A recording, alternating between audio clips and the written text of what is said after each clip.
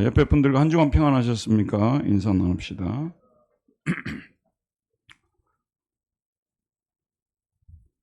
지난 시간 우리는 하나님께서 선지자 예스겔을 부르신 장면에 대해서 살펴보았습니다. 3장 1절에서 3절, 또 그가 내게 이르시되 인자야 너는 발견한 것을 먹으라.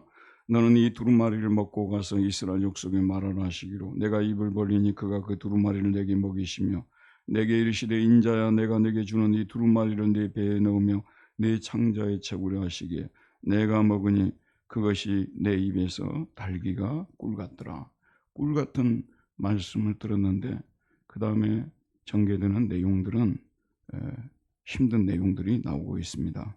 말씀은 꿀 같았는데 하나님께서 그 다음에 주시는 말씀을 보면 그가 또 내게 이르시되 인자야 이스라엘 족속에 가서 내 말로 그들에게 고하라.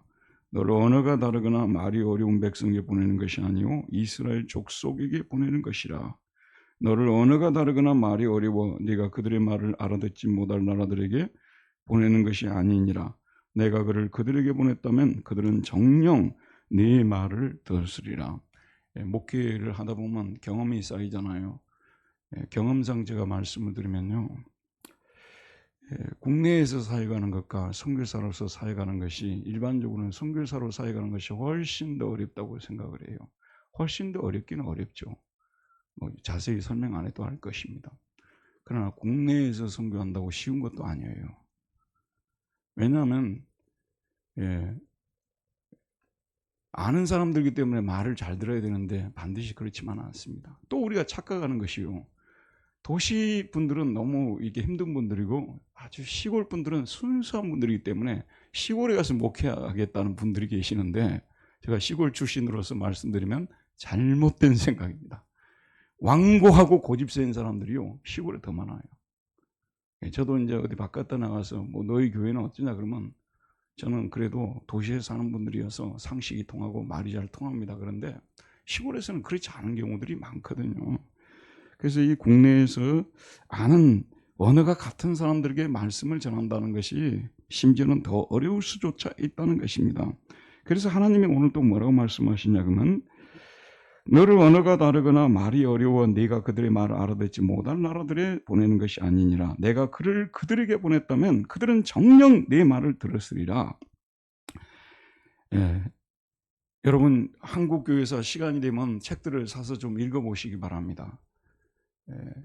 스코틀랜드 사람 존 노스라는 선교사님이 처음에 중국 선교로 왔다가 고려문에서, 지금의 의주 지방이죠, 조선인들을 만나보니까 너무너무 순수한 거예요. 이분들을 전도하기 위해서 성경을 번역해야 되겠다 해서 언더우드 아펜첼러가 들어오기 한참 전에 성경을 번역해가지고 그걸 이제 매서인들이죠, 성경 파는 사람들한테 줘가지고 고구려, 옛날 고구려 땅 있잖아요. 옛날 고구려 땅, 그 땅에 들어가가지고 이렇게 말씀을 갖다 주고 그랬는데, 나중에 언더우드가 한국에 들어와가지고 그 사람들이 초청을 했어요. 왜냐하면 목사가 아니면 세리를 줄 수 없으니까. 갔더니 한 고을에 70명씩 세리를 받고, 사실 참 이런 일들이 있었다는 것을 볼 수가 있습니다. 내가 너를 그들에게 보냈다면, 그 선교사님이 예전에 고구려 사람들에게 이렇게 가서 말씀을 전할 때 잘 들을까 했을 텐데 너무 잘 들어가지고 그냥 책만 갖다 줬는데도 예수님을 영접하고 자기들끼리 교회를 만들어서 자립자전자치 세 가지 원칙을 내세우면서 심지어는 자립까지 했다니까요. 그러면서 교회를 이루었어요. 놀랍죠 여러분. 선교사님들이 들어왔고 그런 생각을 했겠어요? 말을 못 알아듣는 이런 사람들에게 보내면 더 잘 들은다 그 말이에요. 그러나 이스라엘 족속은 이마가 굳고, 이 굳고라는 말이 하드입니다. 하자크라는 히브리어 동사인데 이마가 굳어요. 그 다음에 마음이 굳었다고 하는데 이것은 카시라는 히브리어인데 고집스럽다 그 말이에요. 영어로 스터번이라고 하는데요, 이 스톱이 몽당연필입니다. 그리고 보는 태어나다는 거예요. 몽당연필처럼 태어나가지고 너무나 완고한 사람들이에요. 이스라엘 백성이 그랬다는 거예요. 그래서 그들은 내 말을 듣고자 아니하느니 이는 내 말을 듣고자 아니함이니라. 여러분, 이 말씀을 전하잖아요. 말씀을 전하면 사실 하나님 말씀을 듣고자 싶어 하시는 분들은 하나님의 말씀을 전하는 종의 말도 듣습니다. 하나님 말씀을 듣고자 하지 않기 때문에 종이 전하는 말도 안 듣는다는 그런 말씀이에요. 에스겔은 이 말씀을 듣고 마음이 약해지고 겁도 났을 것입니다. 이런 에스겔을 아시기에 하나님께서는 이스라엘 백성들과 싸울 수 있도록 에스겔에게 특별한 도움을 주시는데 참 신기하고 놀랍습니다. 7절을 보세요, 여러분. 그러나 이스라엘 족속은 이마가 굳고 마음이 굳어 내 말을 듣고자 아니하리니 이는 내 말을 듣고자 아니함이니라. 보라, 내가 그들의 얼굴을 마주보도록 내 얼굴을 뭐라고 했어요? 굳게 하였고. 그들의 얼굴을 마주보도록, 사람이 너무 완고하고 그러면요, 얼굴을 정면으로 보기가 어렵습니다. 말씀을 전하기가 쉽지가 않은 거예요. 부들부들한 사람들한테는 막 말씀을 전하고 싶은데 말씀을 아무리 줘도 안 받겠다고 결심을 하고 딱 앞에 있는 분들한테 정면으로 쳐다보면서 말씀 전하기 얼마나 어렵겠어요.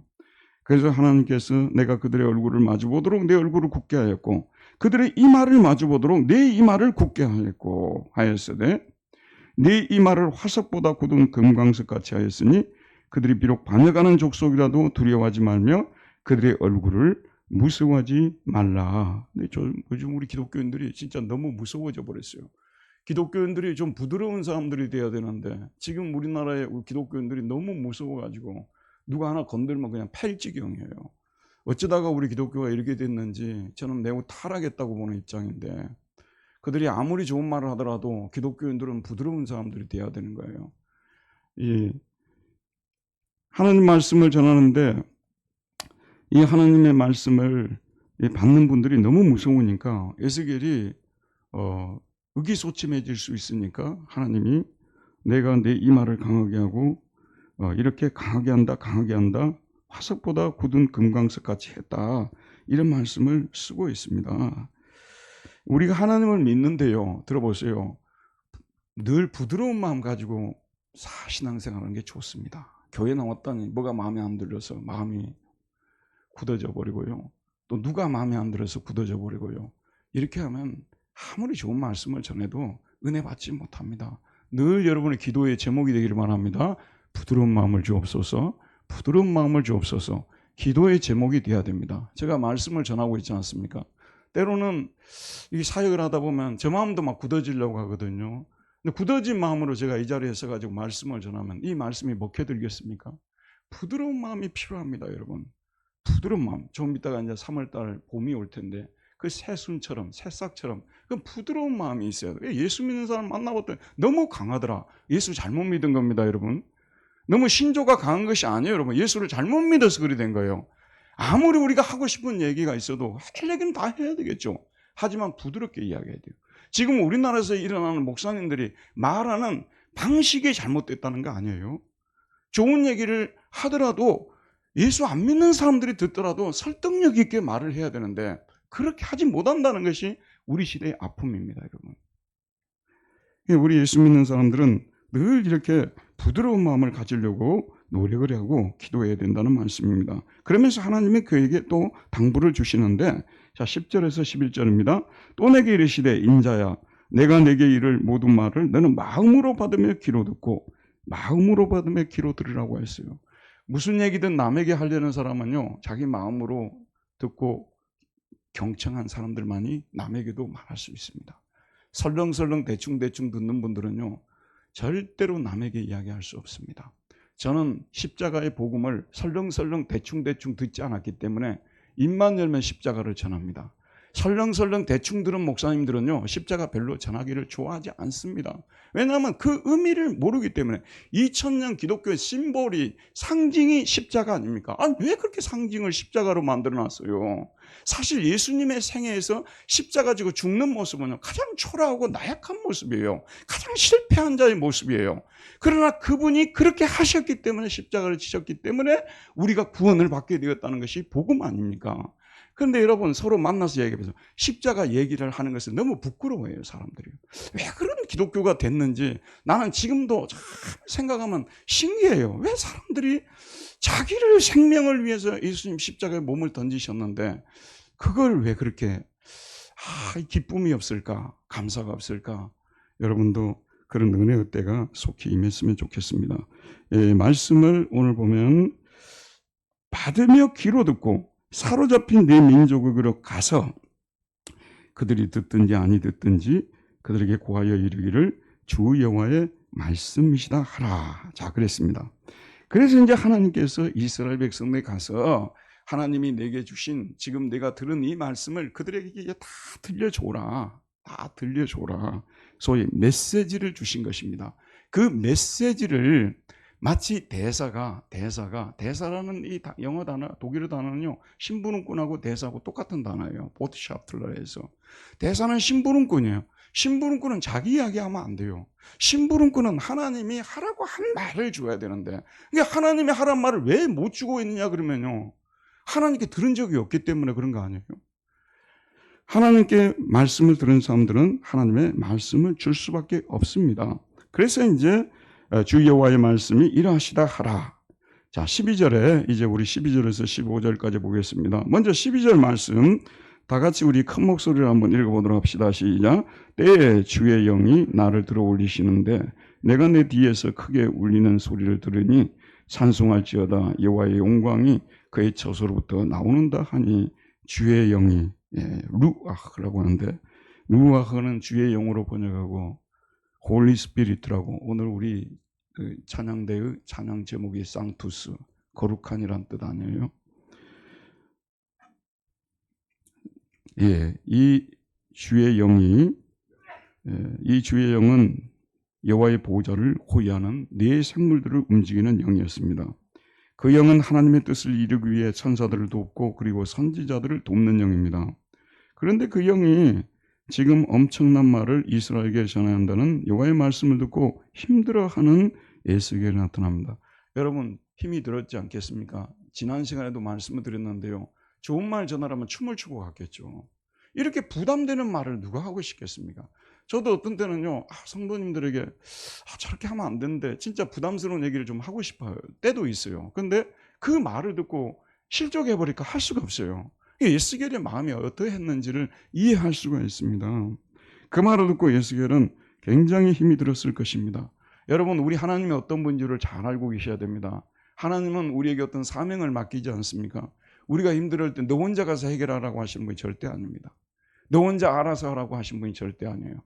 하나님은 우리 뒤에서 항상 우리를 돕기를 원하시는 분이시고 또 우리가 도움을 받아야 될 때 하나님께서는 주의 영을 보내셔서 도우시는 그런 분이십니다. 성령님께서 그를 힘차게 들어 올렸습니다. 주의 영이 나를 들어 올렸는데 내가 내 뒤에서 크게 울리는 소리를 들으니 찬송할지어다 여호와의 영광이 그의 처소로부터 나오는도다 하니, 주의 영이 에스겔을 들어 올렸을 뿐만 아니라 자기 뒤에서 큰 소리가 나는 것을 들었어요. 그 소리는 뭐냐면 찬송할지어다 여호와의 영광이 그의 처소로부터 나오는도다. 하나님께서 힘이 없어서 주저앉아 있는 이 에스겔에게 힘을 내서 나아가도록 성령이 도우신 것뿐만 아니라 천사들을 보내서 그들이 찬송함을 통해서 이렇게 도우시는 이런 모습을 볼 수가 있습니다. 아까도 말씀드렸습니다만 하나님은 절대 우리 혼자 보내지 않습니다. 여러분이 크고 작은 사명들을 받으셨을 거예요. 그 사명 받고 혼자 해결하라고 안 하십니다. 제가 지금까지 삶을 돌이켜보게 되면요, 처음에 대학교 4학년 때 목회자가 되겠다고 하나님 앞에 결심하고, 물론 목사 되려고 저는 일반 대학을 갔거든요. 맨날 공부 못한 사람들 이 신학교나 가고 목사 된다는 얘기 듣기 싫어가지고 일반 대학을 저는 들어갔는데 그 약속을 지키기가 쉽지가 않아서 많은 고민을 하다가 4학년 때 결국은 이렇게 신학을 하게 됐는데, 저는 처음에 내가 신학을 할 때 나 혼자 그걸 다 해결해야 되는 줄 알았어요. 나 혼자 그 무거운 짐을 지고 다 해결해야 되는 줄 알았어요. 세월이 지나다 보니까요, 하나님께서 많은 주변에 좋은 사람들을 붙여주고 응원군도 붙여주고요, 이렇게 내가 이 사역을 감당하도록 도와주시더라고요. 하나님의 사명을 받은 분들은 절대 혼자 하라고 하나님 주신 거 아닙니다. 항상 하나님께서 주변에 뒤에서 사람들을 보내서 후원하도록 하고 힘을 내도록 하시는 하나님이신 줄 믿습니다. 근데 제가 예를 한번 들어봤어요.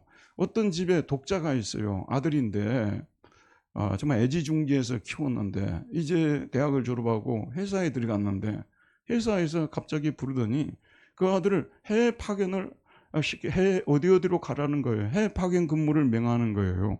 근데 그 해외 파견 근무가 뭐 미국이나 또는 유럽과 같이 좋은 나라라면 뭐 고민하고 말 것이 있겠습니까?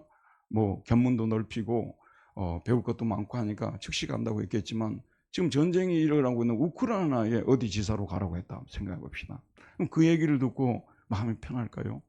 혹시 죽을지도 모른다는 생각에서 정말 마음이 힘들고 땅바닥에 주저앉고 그럴 것입니다. 근데 여러분 항상 이렇게 자식이 큰 얼음을 고 낙담하고 있을 때요, 나타나는 사람은 아버지예요, 어머니예요? 집집마다 사정이 좀 다르겠습니다만은 보통 어머니들이 나타납니다. 그래서 어머니들이 자꾸 달래기도 하고 막 거기 그래도 대사관들은 다 보호되고 회사들은 다 보호해 주니까 그래 가도 된다고, 갔다 오면 내가 돈도 좀 많이 벌 수 있고 견문도 넓어지고 여러 가지 좋은 말들을 막 해가지고 이렇게 힘을 내도록 하는 거예요.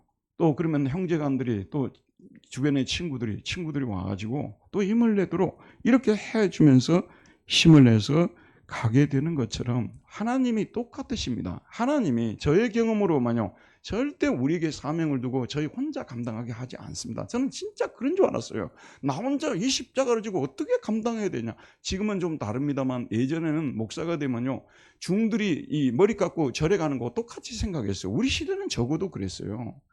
그러니까 이게 보통 일이 아닌데 직업도 버리고 가야 되고, 제가 또 이게 대학교 4학년 때 또 이게 발령이 나가지고 이게 또 그 뒤에 났네, 죄송합니다. 이건 기억착오입니다.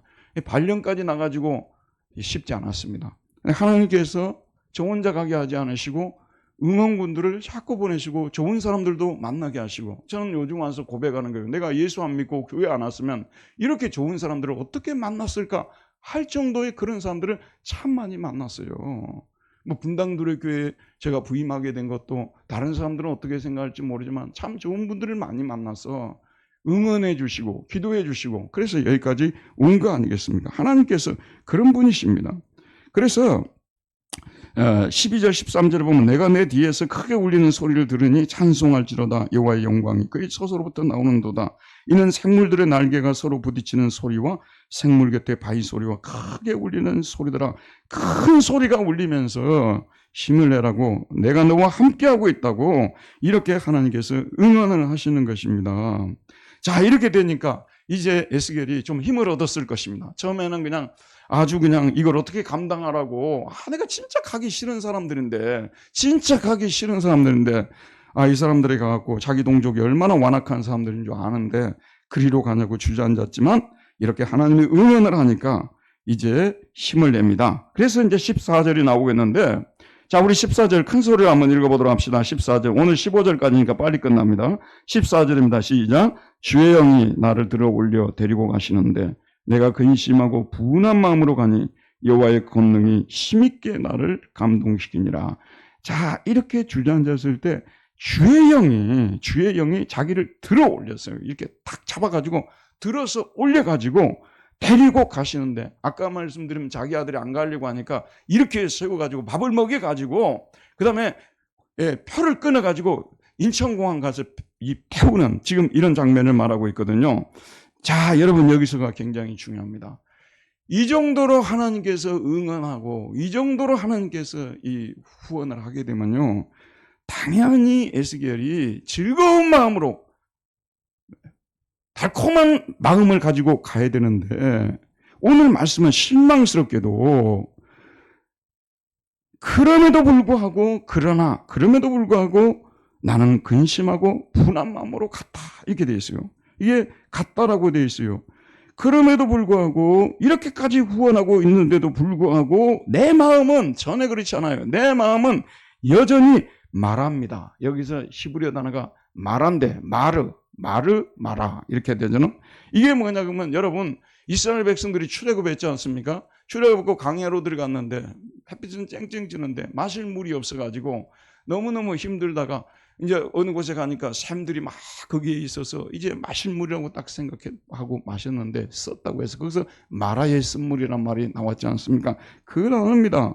하나님이 아무리 응원하고 그래도 자기가 저녁에 또 잠이 딱 들어 생각을 하고 되면 자기가 지금 시작한 일, 자기가 해야 할 일만 생각하면 답답하고 힘들어서 심지어는 왜 하나님께서 나 같은 사람에게 이런 일을 맡기는지에 대해서 이해를 못하겠다고 마음이 쓰라린 거예요.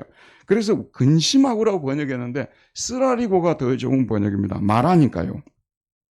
심지어는 어떤 마음이 드냐? 분한 마음까지 들어요. 왜 하나님께서 잘 살고 있는 나를 가만히 놔두지? 왜 나에게 이렇게 힘든 일을 맡겨가지고 이렇게까지 힘든 일을 시키는가 하면서 분한 마음까지 올라오고 있어요. 여러분 이런 마음 혹시 가져보셨어요? 제가 신학교 2학년 때인가 정확히 기억이 나지 않는데 아니 하나님께서 주의 종으로 부르셔서 신학교에 가라고 해서 나는 왔는데 사실 우리 때는요 좋은 직장들 다 버리고 온 사람들 굉장히 많습니다. 좋은 직장들 버리고 신학교 오신 분들이 꽤 많았거든요. 요즘은 성적이 좀 떨어진 분들이 신학교 많이 오는데요. 제가 우리 총신 신대원에 82회입니다. 86년에 들어갔는데요. 여러분 믿거나 말거나 제가 새벽 예배 때도 한번 말씀드렸는데 서울법대 출신이 2명이나 들어왔는데 전국 예비고사 등수가 13등짜리예요. 제가 친하게 지냈던 영문과 애들이 3명이 3인방이 있었어요. 그뿐만 아니라 또 몇 명이 있어서 서울의 유명한 대학들 저는 모르긴 몰라도 우리 때가 제일 우수했지 않느냐. 저 스스로 다른 길은 또 다른 때가 자기들이 제일 우수했다 그럴 거예요. 그런 때 신학교를 다녔습니다.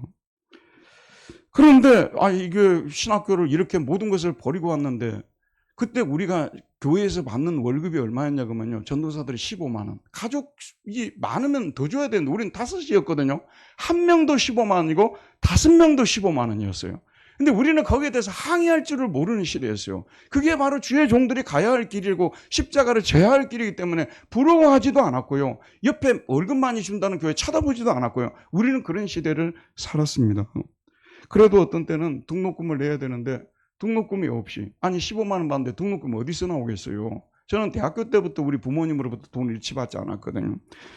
그래서 어떤 때는 그냥 속에서 막 쓰라는 마음이 들고요. 어떤 때는 또 분노하는 마음도 들었어요. 아니 이렇게 모습을 그래도 모습을 심지어는 이렇게 일을 시켜도 밥은 먹여주고 재워주고 다 이제 생활비 주는데 하나님 좀 심하신 거 아닙니까? 이런 생각을 한 적도 있어요. 근데 참 놀라운 게 뭐냐면 지금도 기억이 나는데 어떤 해인지는 모르겠어요. 그렇게 하고 있는데 제가 예전에 광주에서 학교를 다녔잖아요. 그 광주에서 성경 공부를 지도한 팀이 있었는데 그중에 의사 부인이 계셨어요. 근데 이분이 저에게 항상 어렵게 사니까 관심을 가지고 도와주셨는데 이제 서울까지 왔으니 도와줄 이유도 없고 찾을 이유도 없는데 어느 날 전화가 와가지고 자기가 그 약국에서 이 병도 팔고 뭐 이렇게 해서 모아놓은 돈이 좀 있는데 그걸 나한테 전달해주고 싶다고 해서 김포공항으로 나오라는 거예요. 그래서 나갔더니 등록금보다 더 많은 액수를 저에게 주어서 이렇게 여러분 쓰라린 마음을 이렇게 가질 수 있는 거예요. 우리가 진짜 하나님의 사명을 받은 사람들은요, 이 마음의 정서를 이해할 수가 있어요. 하나님의 사명을 받고 행해보지 않은 분들은 이 말이 무슨 뜻인지 모릅니다. 그러나 진짜 하나님의로부터 사명을 받고 살아가는 사람들은 왜 하나님이 나에게 이런 일을 맡기셨고 또 보내면 보냈으면 좀 좋은 사람들한테 보내지 이렇게 심한 사람들한테 보낼까라는 생각이 들어서 내가 근심하고 분한 마음으로 가니 이런 말을 할 수가 있다는 것입니다. 자, 여러분 여기 잘 보세요. 그러므로 내가 너를 한번 테스트해보고 내가 그렇게 주의 용도 보내고 너를 뒤에서 막 천사들을 보내서 후원도 하고 이렇게 사람도 붙여주고 하는데 너가 그걸 못하겠다고 분한 마음으로 가냐고 쓰라린 마음으로 가냐고 경로까지 하냐고 너는 자격이 없다. 스톱. 이렇게 해야 될 것 같죠. 일반 회사라면요 다 스톱시킵니다. 다른 사람 보냅니다. 잘라버립니다. 그런데 우리 하나님이 어떤 분인지 여러분이 이 말씀을 통해서 잘 들으셔야 됩니다. 하나님은 우리가 얼마나 연약한 존재들인지를 압니다. 그리고 우리가 감당해야 될 사명은 얼마나 큰 사명인지 어려운 일인지를 아십니다. 그래서 하나님이 이렇게까지 후원하시고도 그래도 아직까지 이 쓰라리하고 이 분노하는 이 에스겔에 대해서 너는 그러므로 자격이 없다고 이렇게 하시는 분이 아니시라. 내가 근심하고 분한 마음으로 가니 여호와의 권능이 힘있게 나를 감동시키시더라. 하지만 여호와의 야드라고 하는데 이게 손입니다. 원래 정확히 핸드입니다. 핸드. 여호와의 손이 강하게 그를 누르는 거예요. 여호와의 손이 그를 심지어는 붙들어 주었다. 이 감싸 주셨다. 이렇게 할 수 있는 거예요. 이럴 때가요. 진짜 참 이럴 때가 지금 동계올림픽이 하얼빈에서 지금 열리고 있잖아요. 우리나라 선수들 역시 잘하대요. 그 선수들이 거기까지 가기 전까지요. 심히 좌절도 많이 하고 책망도 많고 분하고 막 내가 왜 이 대표 선수가 돼가지고 김연아 선수가 예전에 하는 얘기를 들었는데요. 자기가 얼음판에서 연습할 때 한 번도 행복한 적이 없었다 그러더라고요. 우리가 보기는 좋지만 정말 힘든 일들 아니겠어요. 그 얼음판에 매번 얼음판에서 사는 것이 쉬운 일 아니죠. 그들도 많이 주저앉고요. 진짜 때로는 막 분노도 하고 막 그랬을 거예요. 그런데 그때 자기 주변에 분명히 어떤 사람들이 있었을 거예요. 밥 사 먹이면서 자기도 실패한 이야기 해주면서 막 힘을 내라고 막 이렇게 했기 때문에 그들이 지금 여기까지 온 거 아니겠습니까? 우리 하나님의 사람들도 다 마찬가지예요. 크든 작든 하나님께 받은 소명을 감당하려고 할 때는요. 이게 마음에 힘들 때가 있어요. 쓰라릴 때도 있고 포기하고 싶을 때도 있고. 그런데 항상 하나님의 영이 성령께서 우리를 이렇게 세워주시는 것입니다. 그리고 우리를 또 위로해 주시고 또 힘을 주시고 여호와의 권능이 힘있게 나를 감동시키시니라. 심지어는 진짜 주저앉고 싶을 때는요. 하나님께서 확실하게 그냥 나를 그리로 보냈다는 사인을 주기 위해서 그냥 힘을 팍팍 내게끔 하나님께서 어떤 사건을 통해서 역사하시는 거예요. 아까 제가 어떤 분이 저에게 이 병을 팔아가지고 도왔던 것처럼 김포공항에 왔던 것처럼 그렇게 한번 싹 밀어주는 거예요. 여호와의 영이 나를. 여러분 오늘 말씀을 듣는데요. 자 지금 이게 손을 전부 이렇게 한번 들어보시기 바랍니다. 뭐 안 들고 싶으시면 들지 마시고. 이거는 구원입니다. 이쪽 손은 구원이에요. 자 이건 하나님이 우리를 구원해 주신 손이에요. 여러분 이걸 생각하면서 나는 구원받았다. 나는 구원받았다. 이렇게 외치시기 바랍니다. 나는 구원받았다. 그 다음에 나는 사명받았다. 이게 나는 사명받았다. 이게 하나님이 모든 구원해 준 사람은요. 한편으로는 구원을 선물로 주신과 동시에 한편으로는 또 사명을 주시는 거예요. 나는 예수 믿고 구원받았지만 사명은 없다. 아니에요. 아직 모르고 있을 뿐이에요.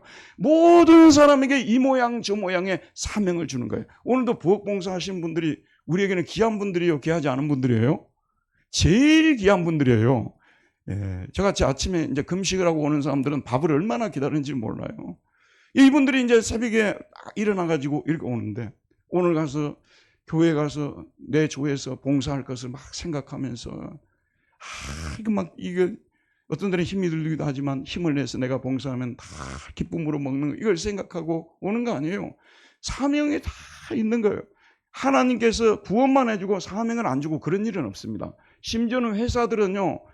뽑아놔 놓고 일은 안 주는 경우들이 있어요. 그러나 하나님은 그런 법이 없습니다. 여기 앉아있는 모든 사람들에게 구원을 해주는가 동시에 왼손을 주시는 거예요. 사명을 주시는 겁니다. 그런데 이 사명은 우리가 쉽게 감당할 수 없는 사명들이라는 게 중요해요. 여러분. 거뜬하게 그냥 맘만 먹으면 쉽게 할 수 있는 건 사명이 아니에요. 하고 싶지 않은 것인데 하라고 하니까 해야만 하는 이게 보통 하나님께서 주신 사명이에요. 여러분 모세가 하나님께로부터 80세에 미디안 강야에서 하나님의 부름을 받고 사명을 받습니다. 그 사명이 뭐였습니까? 애굽으로 들어가서 이스라엘 백성들을 건져내라는 사명 아니에요? 그 일을 준 거예요. 업무를 준 거예요. 근데 모세가 가고 싶어 했습니까? 가고 싶지 않았습니까? 가고 싶지 않았어요. 그래 막 핑계도 많이 대고 나는 말을 잘 못한다고 하나님이 네 말 잘하는 아론을 내게 붙여주겠다 막 이렇게 말씀하시고 이런 게 사명이에요. 여러분. 사명은 쉽게 감당할 수 있는 그것이 사명 아니에요. 감당하려고 하면 참 이게 쉽지 않습니다. 그런데 하나님은 항상 우리가요 지쳐 쓰러지고 더 이상 감당할 수 없다고 할 때 항상 나타나서 힘을 주시고 위로를 주세요. 그럴 때 우리 순원들 중에서 나를 찾아오는 사람 또 카톡을 주는 분도 계시고 또 갑자기 만나 식사를 사준다고 하면서 위로해 주는 사람이 또 나타나고요. 항상 하나님의 일은 이렇습니다. 여러분 사도 바울을 대해서 한번 생각해 보십시오. 사도 바울은 어떤 사람이었습니까? 진짜 잘난 사람이었어요. 그 시대에는 너무너무 잘난 사람인데요. 이 사람은 길리기아 다소에서 태어났는데 지금도 타르수스라는 지역이 있잖아요. 지금도 다소 지역은 당시에 한마디로 굉장히 좀 괜찮은 그런 도시였죠.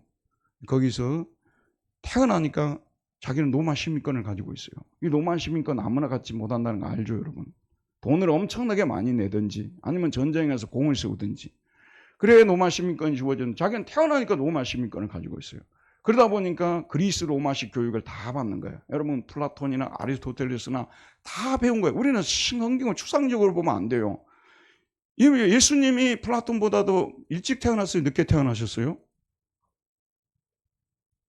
한참 늦게 태어나셨어요. 아리스토텔레스보다 늦게 태어나고요. 소피스트들보다 늦게 태어나신 분이에요. 제논이라든지 이런 늦게 태어나신 분이에요. 그러니까 이 바울은 열심히 공부를 했어요. 그리스 로마 교육을 다 받았어요. 근데 자기 조상들이 섬겨오던 율법을 자기가 연구하고 싶어가지고 이스라엘로 유학을 가가지고 가말리엘 문화에서 율법으로 학위를 받은 사람, 박사학위를 받고 유대교에서 차세대의 지도자로 정해진 사람 아니에요. 촉망받던 사람인데 다마스커스 도상에서 예수님을 만나서 인생이 180도로 바뀌어 버린 것입니다. 여러분 예수님을 만나면요 인생이 180도로 바뀌어지는 것입니다. 예수님을 만나면 세상을 버려야 된다고 생각하는 분들이 많아요. 세상과 등져야 된다고 말하는데 여러분 잘 주목하세요. 이걸 좀 많이 강조를 하고 여러분도 아셔야 되는데요. 가짜 세상과 등지는 거예요. 예수님은 사람들이 가짜 세상에서 살고 있으니까 가짜 세상에서 건져서 진짜 세상을 살게 하시는 분이십니다. 예수를 믿고 나면 세상을 잃는다고요. 그런 분들 많아요. 여러분 예수를 믿고 나서 세상에서 무슨 생활 안 합니까? 취미생활 안 합니까? 독서는 안 합니까? 다 하고 계시죠? 사탄이 그 뿌려놓은 거예요. 그래서 금욕주 이원론은요 이건 완전 기독교적인 것이 아닙니다. 예수님은 우리를 가짜 세상에서 끄집어내서 진짜 세상을 살아가도록, 진짜 세상에서 살도록, 이 사실을 예수를 만나고 나서 모든 창조가 새롭게 다가오고요. 인간이 왜 사는지, 뭐라고 살아야 되는지 이게 전부 다 새롭게 다가온 거예요. 저는 여러분에게 다시 한번 간곡하게 부탁을 드리는데요. 여러분이 진짜 붙잡아야 될 가장 소중한 것은, 가장 소중한 분은 예수 그리스도십니다. 정치 지도자들 중에서 훌륭한 정치인들이 있어요. 우리는 정치 이데올로기 시대에 살고 있기 때문에 그 정치인을 너무 찬미하고 높이고 마치 그냥 예수 그리스도가 되는 것처럼 하는데요. 그들도 인간임을 잊지 말아야 돼요. 우리에게 참된 생명을 주고 우리에게 참된 소망을 주시는 분은 예수 그리스도 그분이십니다. 그래서 우리는 예수 그리스도를 만나서 그것까지 만나는 것으로 끝나면 안 된다니까요. 구원받는 것으로 끝나면 왼손이 있어요. 하나님이 우리에게 주신 사역. 그게 바울은 뭐냐 그러면 복음이 없는 곳에 가서 복음을 전하라는 이 사명을 받은 거 아니겠습니까? 그 복음을 전하라는 이 사명을 받고 정말 알지 못하는, 누구도 가보지 않은 그런 지역에 들어섰는데 가는 곳곳마다 유대인들이 방해를 하는 거예요. 유대인들은 바울이 율법을 허는 자라고 이렇게 모함을 해가지고 가는 곳곳마다 이 바울을 죽이려고 하고 그랬습니다. 그리스인들은 또 교육받은 사람들은 가만뒀느냐? 여러분 당시에 십자가는요 가장 무서운, 범죄자들이 지는 가장 무서운 형벌이 십자가 아니에요? 근데 그 십자가에 못 박히신 분이 세상의 구주라고 전하기 때문에 얼마나 욕을 얻어먹었겠어요. 얼마나 핍박을 받았겠어요. 그래서 바울은 쓰라리고 분노하는 때도 있었을 것입니다. 그럼에도 불구하고 그럴 때마다 하나님께서 찾아와서 성령께서 그를 이렇게 세워주시는 거예요. 그래서 바울이 그 어려운 순간에, 여러분 바울은요, 저는 그래서 나는 이름을 바울로 짓는 분들을 반대해요. 바울로 제발 짓지 마세요. 그러면 얻어맞아 죽는 건데 고생 다 하고. 그래서 저는 일찍부터 바울, 요한 이름은 피했어요. 아이들 이름 지을 때. 근데 바울은 가는 곳곳마다 핍박을 당하고 굶주리기도 하고요. 배에서 난파가 돼서 이렇게 또 방황하기도 하고, 심지어는 짐승에게 물려가지고 뜯기기도 하고요. 돌에 맞기도 하고요. 엄청난 고통을 당했습니다. 저는 바울과 같은 분을 보면요, 또 주기철 손양원 목사님 같은 분을 보면요, 주여 저를 크게 쓰시지 않아도 좋으니 절대 그렇게 되게는 하지 마옵소서 이럴 정도입니다. 고난이 사람이 추상적으로 받을 때는 정말 고난 끝까지 아무것도 아니에요. 암 환자들 그거 뭐 견디면 되지 뭐 그러거든요. 저는 그래서 암이 걸리신 분들 앞에 가서요 절대 큰 소리도 내지 않습니다. 내가 걸려보지 않았는데 그분들의 고통을 어떻게 이해할 수 있겠습니까? 인간의 고난이라는 것을 직접 당하면 진짜 힘든 거예요. 목회자들도요, 제가 부임했지만 누가 나한테 돌로 치는 사람 없잖아요. 짐승을 가지고 물으라고, 여러분 강아지 막 흉악한 걸 가져와서 나보고 물으라는 사람도 없었잖아요. 여기 지금 사는 거잖아요. 근데 그런 곳이라면은 얼마나 힘이 들겠습니까? 얼마나 고통스럽겠습니까? 근데 그럴 때마다 바울이 이렇게 주저앉고 막 힘들고 그럴 때마다 항상 위로의 성령께서 나타나셔서 그를 위로해 주셨습니다. 제가 읽겠습니다. 고린도후서 3장 3절에서 5절에 보면 하나님 우리 아버지와 주 예수 그리스도로부터 은혜와 평강이 있기를 원하노라. 찬송하리로다. 그는 우리 주 예수 그리스도의 하나님이시요 자비의 아버지시요 모든 위로의 하나님이시며 우리의 모든 환난 중에서 우리를 위로하사 우리로 하여금 하나님께 받는 위로로서 모든 환난 중에 있는 자들을 능히 위로하게 하시는 이시로다. 그리스도의 고난이 우리에게 넘친 것 같이 우리가 받는 위로도 그리스도로 말미암아 넘치는도다. 하나님은 절대 우리에게 사명만 주는 게 아니에요. 사명 때문에 당하는 고난도 당하게 하시고요. 고난 당할 때 위로도 받게 하시는 분이에요. 제가 지금까지 목회사역에서 제일 힘들고 고통스러웠을 때가요. 97년 말이나 됐어요. 우리 교회에 있던 제가 가끔씩 말씀드렸는데 이 신천지 이단이 들어왔고 자리를 잡고 포교 활동을 하고 있었던 거예요. 너무 감쪽같이 사람들을 속이니까 많은 사람들이 그 속임수에 넘어갔어요. 저도 깜빡 속았었거든요.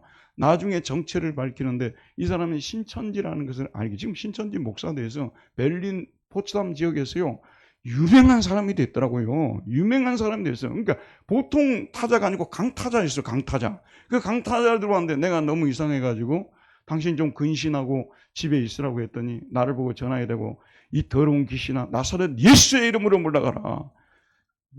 솔직히 저는 그때 얼마나 쫄았는지 몰라요. 너무 쫄아가지고요. 아이고 나이도 젊고 그래가지고 나도 막 쫄았기 때문에 똑같은 얘기를 해준 거였죠. 거기 제가 그 얘기를 여러 번 했기 때문에 그 얘기를 하려는 게 아니라요. 그 소문이 멀쩡한 사람들을 교회에서 쫓아냈다고 소문이 나왔고요. 중학생들 이런 애들도 돌아다니면서 옆에 있는 큰 교회, 항상 큰 교회는 좀 안 좋아요. 옆에 있는 큰 교회 사람들이 돌아다니면서 중학생들도 그 교회는 이단 교회라 그러고 사랑이 없는 교회라고 그러고 난리를 치고 그랬는데 놀라운 사실이 뭐냐면 그럴 때 집에 돌아와서 다 성경을 읽고 무릎을 꿇으면요 정말 너무나도 하나님으로부터 주어지는 위로가 큽니다. 눈물이 흐르고요. 사람 눈물은요 우리 영혼을 정화시키는 거 아니에요? 눈물은 영혼을 정화시킵니다. 눈물을 흘리려고 안 나와요. 근데 그런 일을 당하고 나면은 내가 어쩌다가 가끔씩 제가 여러분에게 말씀드린 저는 고등학교 졸업하고 심지어 대학교 다닐 때마다요 주변 사람들은 욕을 얻어먹은 적이 별로 없어요. 그런데 갑자기 와갖고 그런 분들한테 이 중학생들에까지 욕을 얻어먹고 그러니까 정말 슬프고 마음이 아프더라고요. 근데 그럴 때 하나님은 꼭 찾아와요. 여러분도요, 사명이 무슨 사명인데 그 감당하기가 힘들다고 주저앉고 있고, 때로는 분노하기도 하고요. 막 이렇게, 이런 고통스러운 마음을 가질 때 하나님께서는 항상 찾아와서 위로해 주시는데, 그런데 이게 뭐냐면요. 이게 하이라이트예요. 엊그제 어떤 권사님하고 저 가면서 이런 얘기를 나누었어요. 요즘은 70년대, 80년대가 참 그립다고.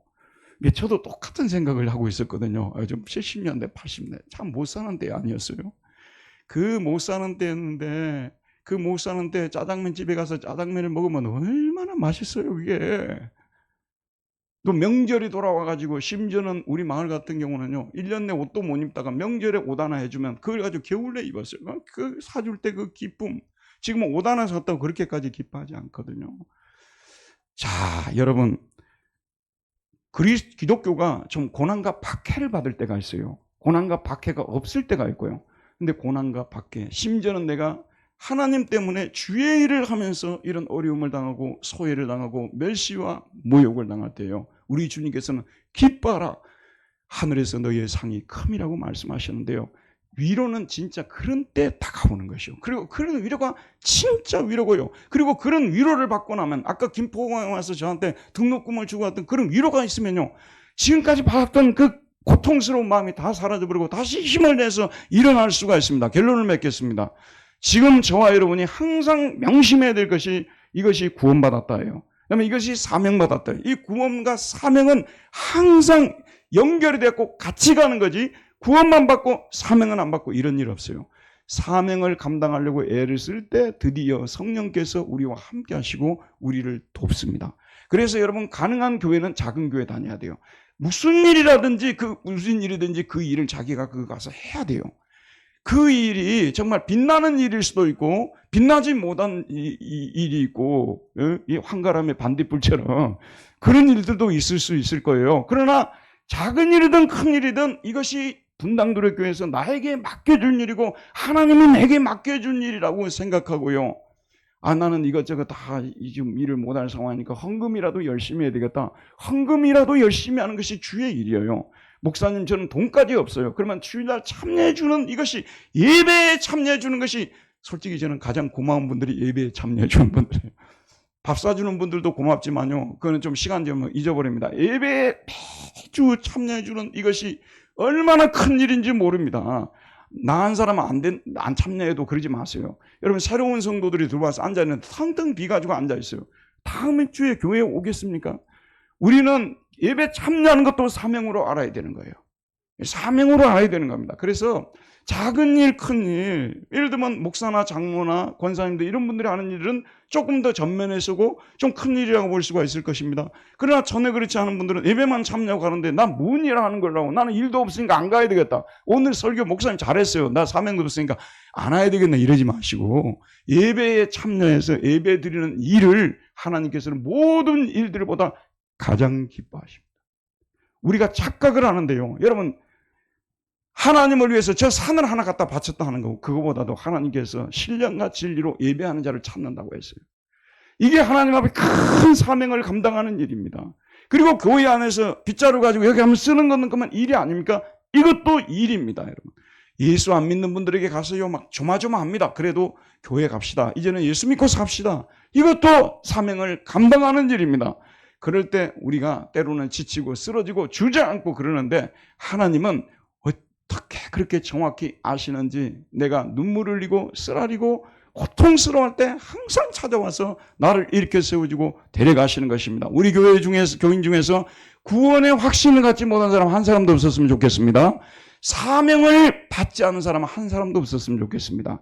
사명을 감당하여 올해도 주의 은혜로 승리하시기를 바랍니다. 은혜로우신 하나님, 오늘도 생명의 말씀을 우리에게 주시어서 여호와 우리 아버지 하나님, 우리가 부족하고 연약하지만 우리에게 하나님께서 맡기신 일들을 주신 것을 감사합니다. 기쁨으로 감당하게 해주옵소서. 하지만 우리 주님께서 슬프고 힘들 때 함께 하시고 위로하시면서 뒤에서 밀어주고 앞에서 땡겨주겠다고 말씀하고 계시오니, 믿음을 가지고 나에게 주어진 작은 사명이지만 끝까지 잘 감당하게 해주시고, 나는 아무것도 할 일이 없어 헌금밖에 못하지만 그거 할 수 있게 하시고, 나는 아무것도 못해서 교회 예배밖에 참여하지 못하지만 그것을 사명으로 알고 감당하는 우리 모두가 되어서 여호와 우리 아버지 하나님, 올 한 해 동안 하나님이 얼마나 좋으신 분이신지, 위로의 하나님, 소망의 하나님을 경험하고 승리하는 우리 모두 되게 하여 주옵소서. 예수 그리스도 이름으로 기도하였습니다. 아멘.